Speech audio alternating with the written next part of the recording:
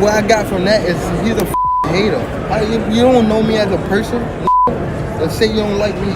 Like, you don't know me. Like, you feel me? And I don't give a fuck. Him. And everybody in the crew, I mean, with him. Tank, question for you. You're a proud father. Boxing, not every fighter operates on the same level, and talent's Bud Crawford recently made that point crystal clear. During a recent live interview, Crawford didn't hold back when the conversation shifted toward Gervonta Tank Davis.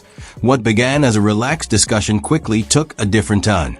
Rather than offering a few light remarks, Crawford delivered pointed criticism aimed directly at Tank. He questioned several aspects of Davis' recent outings in the ring, challenged the perception surrounding his reputation, and even raised doubts about how much credibility should be given to his most recent victory. Tank said I was a meat lover. He came in like, oh, this guy, you a meat lover. But Tank would never even think about hesitating to come up to 154. All right, what about 47 though? Yes, if he get to pick his opponent. If Tank get to pick his opponent, he would do it. But Tank would never come from 35 to 54. Y'all got into it on social media around that time. Y'all was doing the back and forth shit. Is that just you being competitive, like when that happens, or is it like... I just really don't like that dude. You know? Why though? Cause I just don't like him. Like, I really don't like him. I don't like. It's not your cup of tea. That's just not your. I don't like nothing about him. No, I don't like nothing about him. I just feel like, you know, he just one of these little arrogant little dudes that's, you know, using what he got to shield him. You know, like, he got a lot of security guards around him, and he know, you know what I mean, he's in the limelight and stuff like that, but in certain situations he wouldn't be acting like that. Do you like him as a fighter though? Yeah, he's a damn good fighter. Yeah. You know what I mean? I respect him as a fighter. Yeah. You know, he definitely got skills, he got power, he got tremendous boxing ability, but like his core personality and his ways, nah. This goes far beyond the usual back and forth between fighters. What Crawford delivered wasn't just trash talk, it felt like a direct message to the entire boxing world. He made his position unmistakable. All the praise, all the attention surrounding Tank. Crawford isn't convinced by any of it. In his view, Davis has managed to stay away from some of the toughest challenges available, and those comments immediately sparked new conversations across the lightweight scene. Anyone who believed the tension between these two had faded may need to rethink that assumption. But there's a lot to unpack here, because it wasn't only the words Crawford chose that grabbed attention. It was the meaning behind them, the message he was sending, and the way he delivered it. The reaction in the room said everything. You said going out on 3 fights. You know the last 2 fights you want to go out on? Yeah, the last fight you want to go out on. Like, who? Do you have anybody in mind?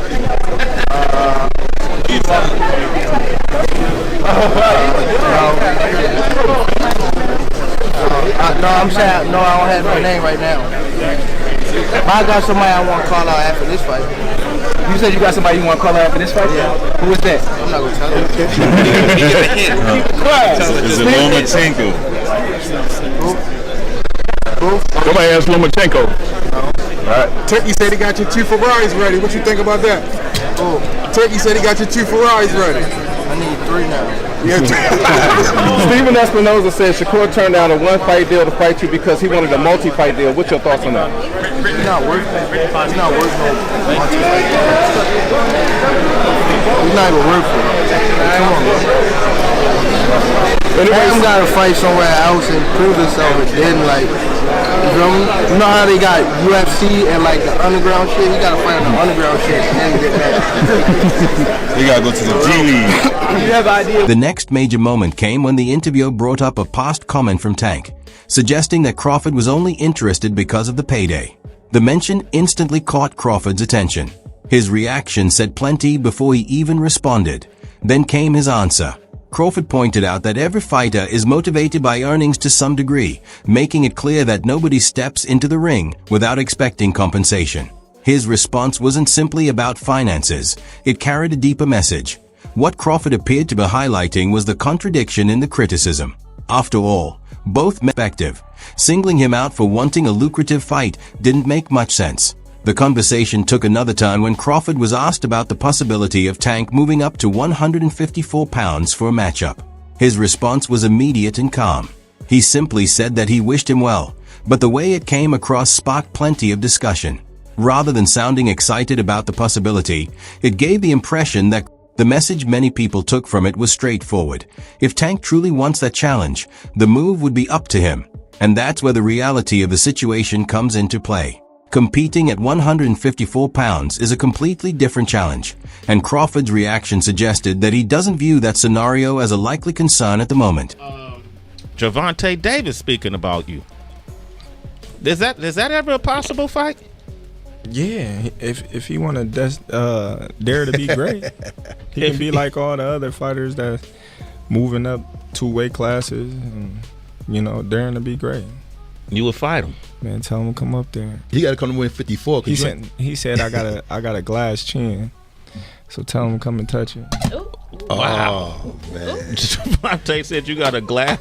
He said I got a glass chin. Tell him to come and touch it.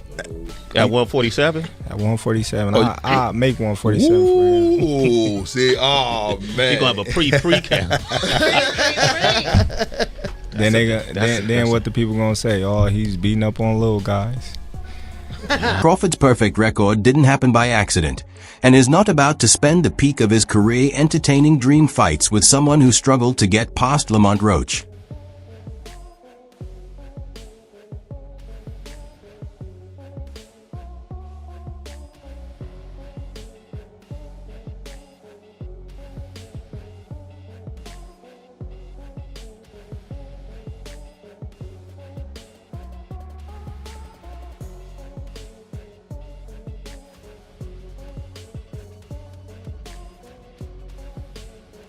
Now here's where things got spicy. Crawford didn't just criticize Tank's resume, he dissected his last fight in surgical detail. When asked about the Roach fight, Crawford didn't hold back. This is where the conversation really started to heat up. Crawford wasn't satisfied with simply questioning Tank's track record.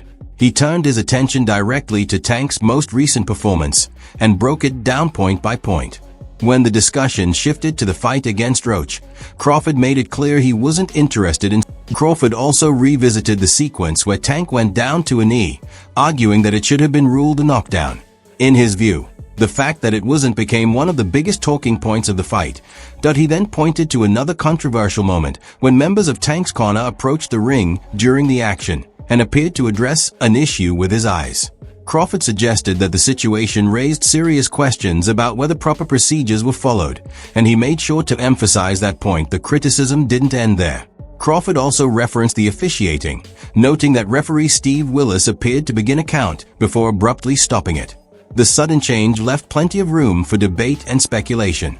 By the time Crawford finished discussing those moments, the conversation had moved well beyond a simple breakdown of the fight and into a broader discussion about how those decisions were handled. Cards. Judge at the ringside, Eric Marlinsky scores it on 115 to 113 in favor of Gervonta Davis.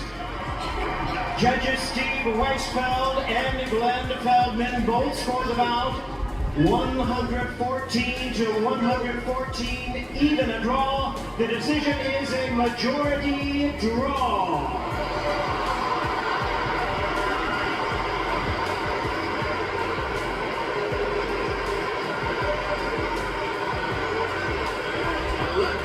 Crawford didn't leave much room for interpretation. In his assessment, the outcome could have looked very different if that disputed moment had been scored as a knockdown.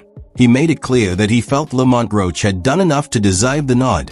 That's a striking opinion coming from someone at the highest level of the sport.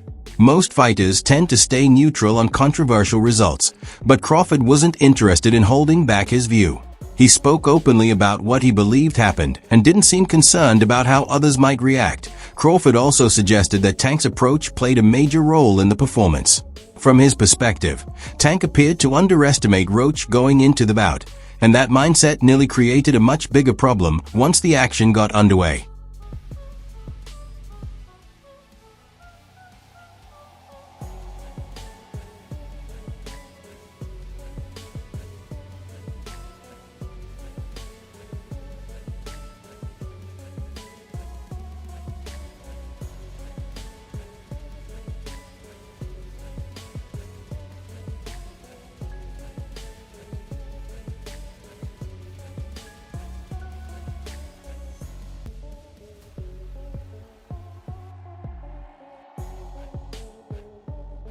Heading into the fight, the expectation was that Gervonta Davis would handle Lamont Roach without much trouble. Many fans anticipated another dominant performance, a memorable finish, and a routine victory to add to his resume. Instead, Roach had other plans. From the opening bell, he competed with confidence, stayed disciplined, and refused to be intimidated by the occasion.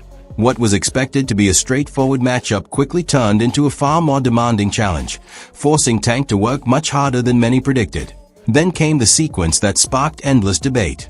In the 9th round, Davis went down after being caught by a sharp combination that included a right hand and a shot to the body.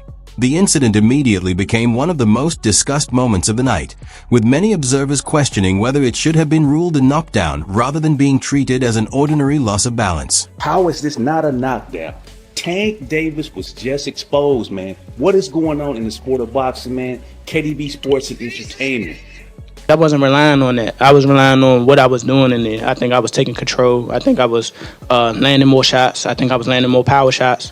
And I thought I was doing my thing. So I'm not really that frustrated about. And Crawford wasn't the only prominent voice raising that point.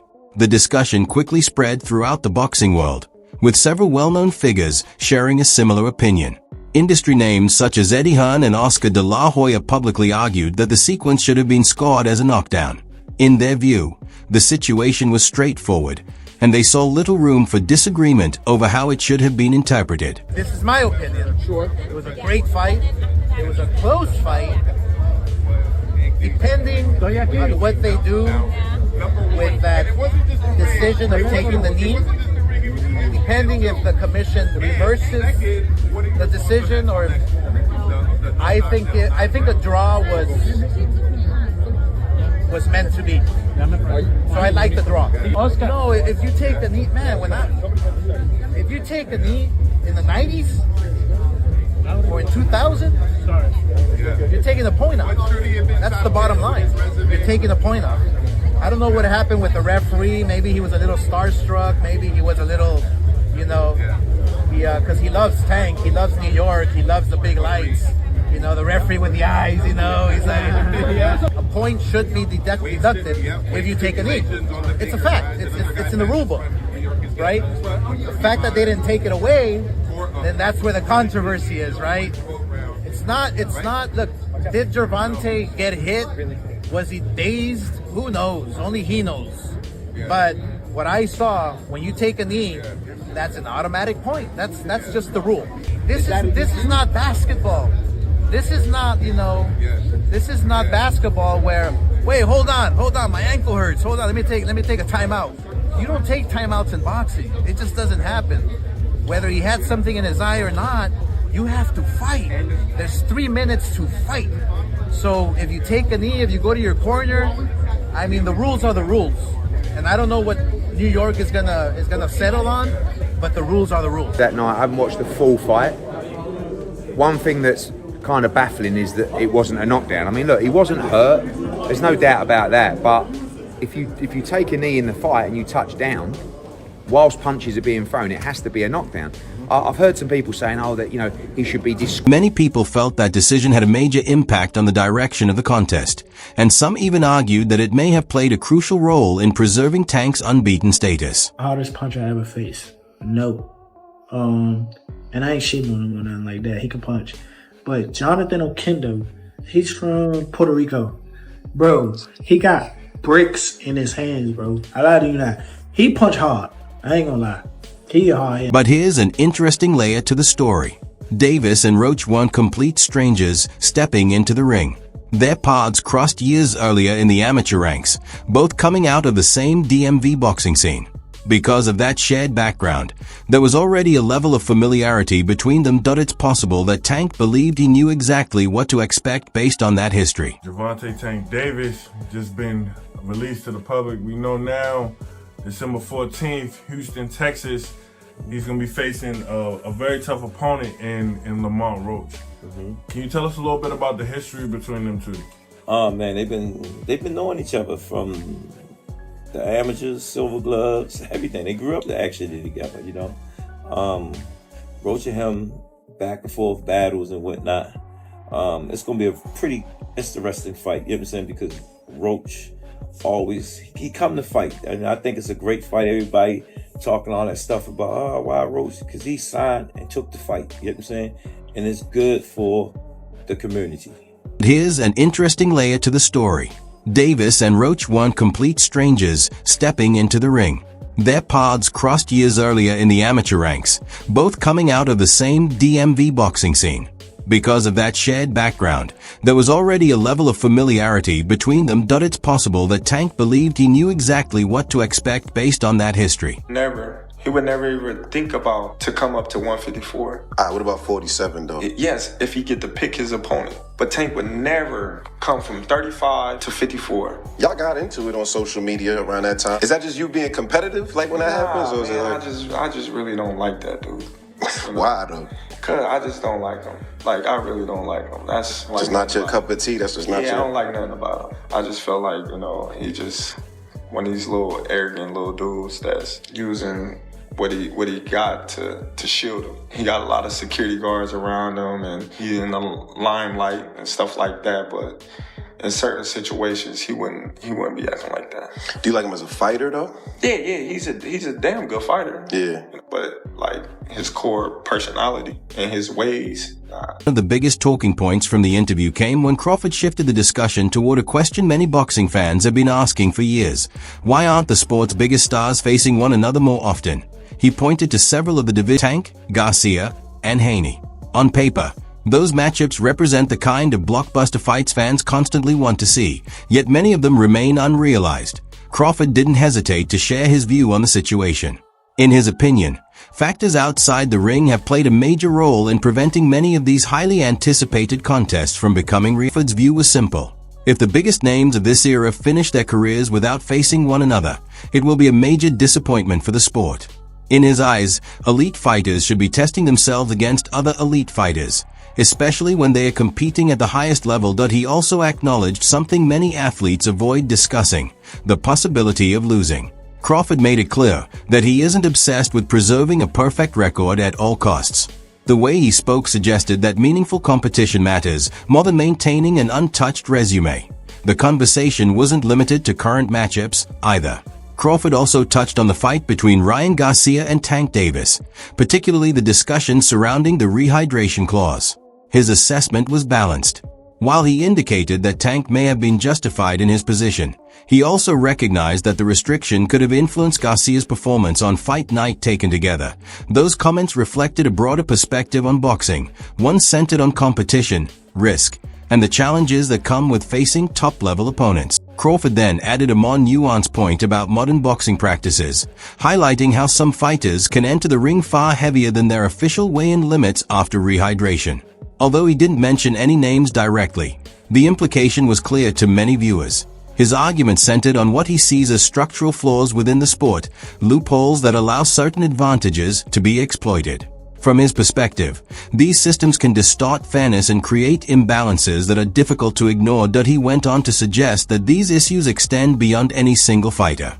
In his view, the division itself is weighed down by unresolved complications, making it harder for top matchups to be arranged and properly settled in the ring. How you feel about that fight? Is it even possible at a catch weight?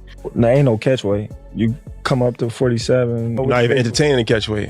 No, I'm not. He's a champ though too, undefeated. And what champ? Come on, man, tell me what belt. You know boxing. You forgot Devin Haney is undisputed. Devin Haney got all the belts. He the champ. Nobody else the champ. I'm gonna come up here where the big boys at.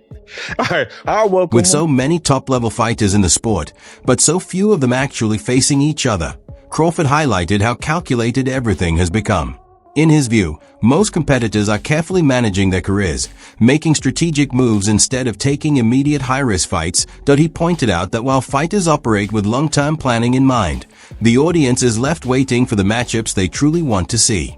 That gap between expectation and reality is only growing. Crawford also referenced how major international platforms, including high-paying events in Saudi Arabia, could be the key to finally bringing these elite fighters together in the same ring. He made it clear he is open to traveling, accepting challenges, and stepping into high-stakes situations if it leads to meaningful fights.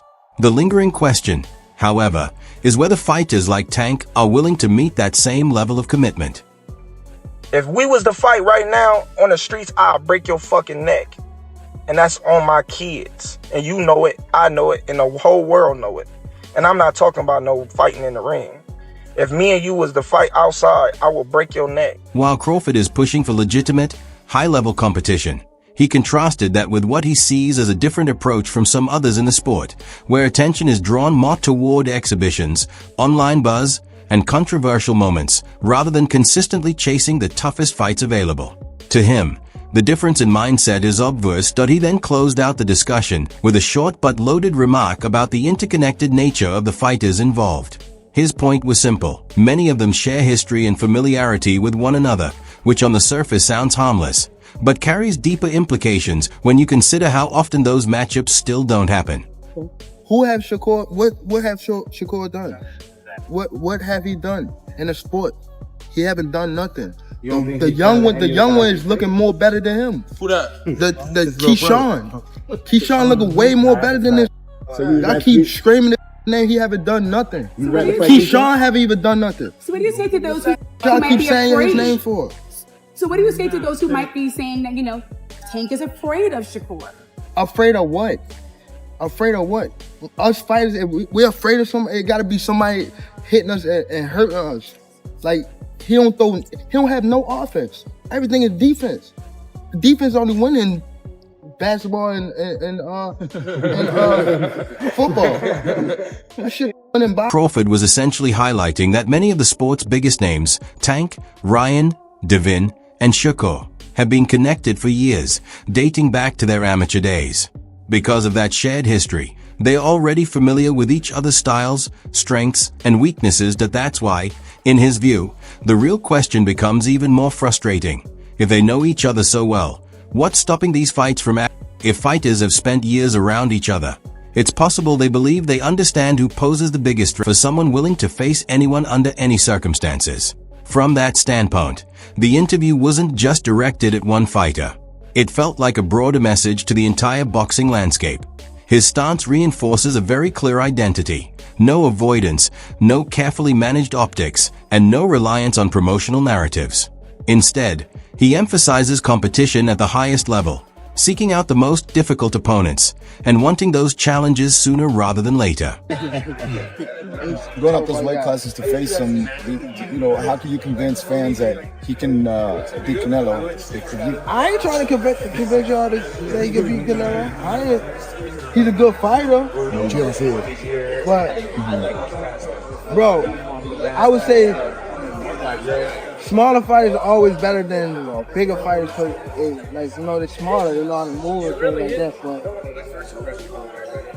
this guy is great at what he do. He got, and another thing, bro, I don't be wanting to, how these guys is, then he get hurt against, Imagine there you talk about Gamboa. Talking about Gamboa. By Imagine is that what you said? No, he got clipped by Gamboa, right? Yeah. Right? How the fuck he's looking this strong over the past year? I mean, these years. He ain't been getting clipped or nothing. So now, that's that snack shit. I'm telling you. Y'all laugh. I'm always. No, do tell. Open up. And that guy that's a part of it, he been caught. Before. He went to jail for it. Talking about Victor Conti. He went to jail, right? Victor Conti? Yeah. And he the owner of the snack shit, right? And he went to jail for it. Now it's like, it's all over. You know, you see, I don't want to throw him out of the bus, but you see, Earl said some things like that, like about the people in the steroids, but yeah. He don't want to say no names, but come on, bro. If Tank's paying attention, the pressure is officially on. The entire boxing world is watching, and Crawford has essentially placed his name right at the center of the conversation. So if you're done with the talk and want to see real fights instead of build-up, let us know in the comments. Who takes it if these two ever step in the ring, Crawford or Tank? And if you're new around here, don't forget to subscribe and turn on notifications. We break down every exchange, every controversy, and every major moment from inside the world of boxing. See you in the next breakdown.